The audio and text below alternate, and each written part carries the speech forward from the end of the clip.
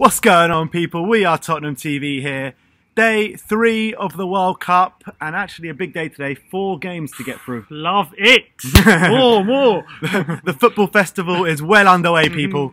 11 till 10, football 4 is literally what I've done all day. Anyway, let's get straight into it. First game, Australia-France. What do you make of it? Well, you know what? Everyone's expecting big things from France. Big players, Pogba, Griezmann, but Kante. But they let us down, I thought. I know they won the game in the end 2-1. They scraped through 2 kind of lucky goals, a really debatable penalty decision, I thought, on Griezmann, and obviously a really fluky goal for Pogba's goal as well. What do you think of the penalty? Do you think it was a penalty? A tight one. They used VAR. I've seen it so many times. Yeah. I'm still undecided. I just don't know. Which is why I don't think VAR should overturn the decision. If you're undecided, the whole point of VAR is clear and obvious. I thought they're only going to go if the referee thinks it's clear or an obvious. Exactly. You know, anyway, and he nicked the ball. He nicked it onto Griezmann, and that's why Griezmann miscontrolled it. So I think it's not a penalty, in my opinion. Which is really If you can have the opinion it's not a penalty, then VAR should not have changed it, in my opinion. I agree with you. That's what I think. I agree with you, but let's get back into the game. I thought the first 10-15 minutes, France came out with real intent. They looked really good, and I thought it could have been a tonking for the Aussies. But fair to the Aussies, they got back into the game. They got their shape back. Defensively, I thought they were absolutely awesome. I thought Aaron Moy had a very good game. Oh, he was class today. Probably man of the match for me. Yeah, he was fantastic. Gave them an outlet. He was spraying some lovely balls across the park. They did not let France have a second on the ball. They were just at it for the whole game, and I was really impressed with them. Yeah, you got to give them credit. They stuck to their game, and they played well. They nearly got a point off France. It was a definite penalty, I thought. When at that time around, what is he doing? What's he doing? He was doing a Maradona in his own box. Unbelievable. Absolutely shocking from him. There's no hand of God in this World Cup, Umtiti. It's absolutely ridiculous from Umtiti. What is he doing? But really, and Jedinak slotted that home, but it's a real shame that fluky goal from Pogba right at the end kind of took a deflection off one of the Australian defenders, looped over the keeper, bounced just over the line, and they end up losing the game 2-1. Not much they can do about it, but when are they going to bring back Timmy Cahill? He's on the bench. He's on the bench. How old is he? He's 38. We need to. We'll see him. We'll see him this World Cup. We'll see the little boxing celebration I can't wait for Timmy Cahill. Get Cahill on the pitch. That's what I'm saying. But unlucky Australia. So we've been sent a video from our friend in Australia called Man Cave Dave. If you haven't seen on Twitter, we've shared a few of his pictures from his man cave. What a place this place is. It is a absolute Tottenham wonderland. So check out this video. We are Tottenham TV. We're watching Australia versus France in the man cave. And this is how we do it. Aussie, Aussie, Aussie! Oi, oi, oi! Palm around to the fridge there. And if you look around, that's what we're drinking. We're having a few beverages. The children are having water. We're playing some FIFA with the big 120-inch going. I'm drinking some nice White Rabbit.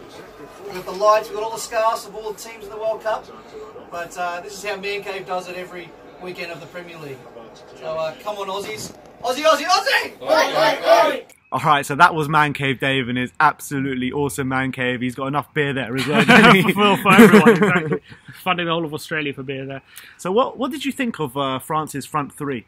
I was disappointed. Really Griezmann, disappointed, Mbappe, and who's the other one? Ousmane Dembele. Yeah, really pacey front three. You think that's the perfect one, but you know what? They actually improved when Giroud came on. That's the truth. He kind of gave them an outlet to kind of hold the ball up. He does those little flicks and tricks, first time passes, and it kind of worked for him. And then against the defence, was sitting very deep. Sometimes you need a player like Giroud in those kind of games when there's no space in behind. I backed Giroud to score when he came on. I thought he was for sure going to score. He got the assist, didn't he, for Pogba's goal?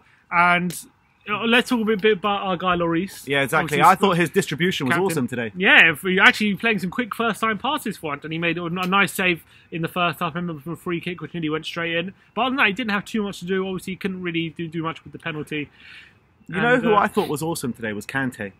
He's always awesome. I thought in the middle he was absolutely superb. I thought the one standout France player today. Mm-hmm. Yeah, I agree with you. I thought he was superb. Pogba, he kind of outshone Pogba again. I thought Pogba was shocking today. But anyway, well, let's hear from a French point of view. We got PSG Fan TV coming up now.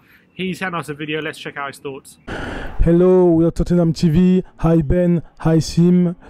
Well, I'm glad because we won it, but it was very difficult. The Australian team was decent, with a lot of heart. And I think we lack a bit of intensity. It was good at first, but the more the game went on, the more we were, I mean, lower than what we previously did.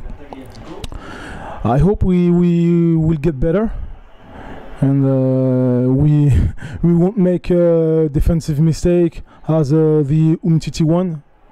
But at the end, Griezmann and Pogba saved us. One penalty shootout, I think it was justice, thanks to VAR, and Pogba chipped the ball, he hit the bar and goes in. Yes, it was a nice game, Out of 10, I would put 7, because we won it. So that's pretty much it. I hope we will get better, and yeah, I hope you enjoyed it. Bye. All right, thanks a lot for the guys from PSG Fan TV as always. Now moving on to Argentina against Iceland, and probably the biggest shock so far of the tournament. You have to say. Well, to be honest, it makes me feel losing to Iceland not so bad now. Yeah, maybe we're too harsh on the England team because I lost to Iceland after this, because it was Argentina 1, Iceland 1 at the end of the day. And Aguero scoring for Argentina, Finn Bogason scoring for Iceland, and Messi missed a late penalty to could have won the game for Argentina. You know what? A great performance from Gylfi Sigurdsson as well. He's always been a great player, isn't he? He's superb. I thought on the counter attack he was fantastic, but that white wall of defenders was something to behold. I thought they repelled every.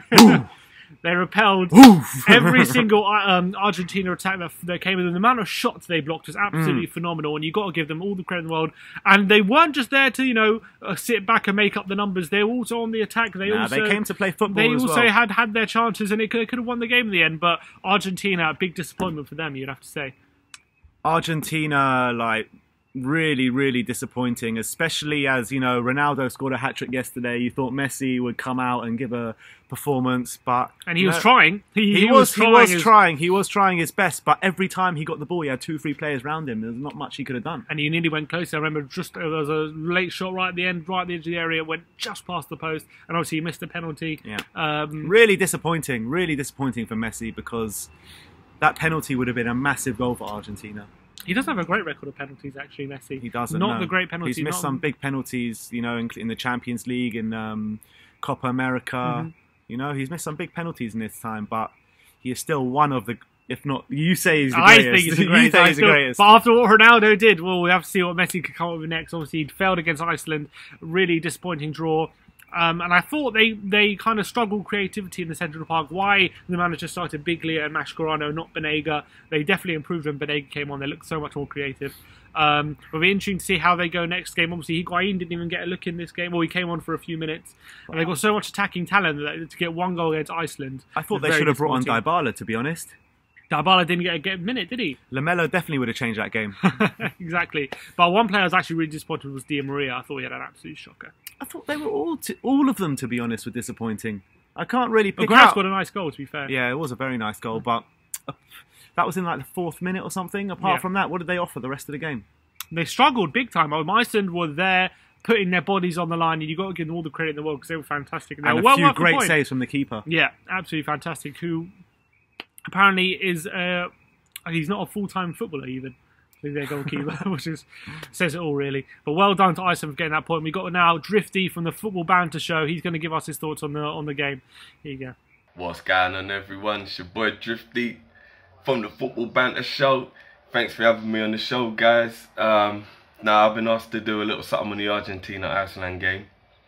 I, for one, will not start Messi bashing. I don't know where these Messi bashing people just come out the woodwork as soon as he doesn't do something, like they're just waiting. They're normally Cristina fans, United and Real Madrid mainly. But that being said, he should have scored his penalty. He should have scored his penalty today. He looked frustrated. He looked very, very out of sync today and fatigued. Messi actually looked fatigued today as well, so I don't know if that had anything to do with it. But I'm going to congratulate Iceland. I'm not going to bash Argentina. I'm going to congratulate Iceland. A lot of teams haven't beat this team. They did extremely well in the Euros. And they're just a unit. They're an example of how you play as a team with no star players. And they just played well, man. They deserved their point. I must say, Aguero's goal was spectacular. That was an amazing bit of skill, turn, volley. And Iceland fought back, got that 1-1. Argentina will be alright. I think they'll grow into the tournament. Spain lost their first game and won the World Cup. And Argentina didn't even lose. I think everyone just got a bit carried away with this game because of what happened with Ronaldo. And listen, man, Portugal didn't win the game, you know. Portugal was celebrating an equaliser like they'd won the game. They didn't win the game, so let's not get carried away. Especially 2 of Ronaldo's goals were, what, a gift and a dive. So, like, you know what I mean? I think that's why everyone got a bit carried away. But well done, Iceland. Argentina will come back. Don't. Although their system, they need to change their system. Argentina's system is not right. It's not right. They've got too many attacking players. They don't have a really solid defence, so they leak goals. And their midfielders, so it's more the system. I feel like it's management. I feel that's why they won't win the tournament. It's not Messi, it's the management, the system, and the way they play. But Argentina will be okay, and I'm sure they will still get out of this group. All right, nice one, Drifty. That's his thoughts on the Argentina-Iceland game. So moving on to Peru and Denmark, where we saw a masterclass from our man Christian Eriksen. Yeah. Only one man to focus on in this game, and you know, everyone, all the highlights were on him before the game, and he did not disappoint. I thought, obviously, Peru were actually the better side. I thought throughout they created the better chances. They also missed a penalty. They will benefit from VAR after a clear penalty. I thought wasn't given by the referee, and they went back and bit of a dull game though, wasn't it? I actually thought there were quite a few chances. I thought Peru were knocking the on first the door half was quite a better bit. than the second half, but I thought Peru had quite a few chances. They'll be very disappointed not to go leave this game with at least a point. But Eriksen, he was the one who stood out for Denmark. I thought he was the one who came up that moment of magic with the assist. You know, lovely through ball to Poulsen, who did a nice finish, and he nearly wrapped up the game as well for Denmark. It wasn't a good save from the Peruvian keeper. So a great form from Christian Eriksen, and in the World Cup and all the eyes on him, he proves he can do it on the biggest stage. It's a big result for Denmark because they had to win this game if they're going to qualify from this group. Yeah, they absolutely had to. So well done, Christian, and well done, Denmark. So yeah, he well played. Yeah, well played, Eriksen. And here are some thoughts of some Peruvian fans. Okay, I'm Tate, I'm English. My girlfriend Julia is Peruvian. From Peru. Arriba Peru. Lost 1-0, but played quite well. Denmark played well as well, so yeah, Peru it was frustrating. But I think Peru will beat Australia, and I think the match against France will be the key match, and it probably always was. So fingers crossed we'll do. Are you hopeful of going through? Yes, we are. We never lose the hope. Because we're Peruvians. France looked lethargic. I think Peru can do it. So Yes. yeah, vamos, come on! Vamos Peru! Si se puede. All right, thanks a lot, guys. Moving on to the last game of the day, Nigeria against Croatia. And this was probably the dullest game of the lot, I thought. Yeah. It finished Croatia 2, Nigeria 0.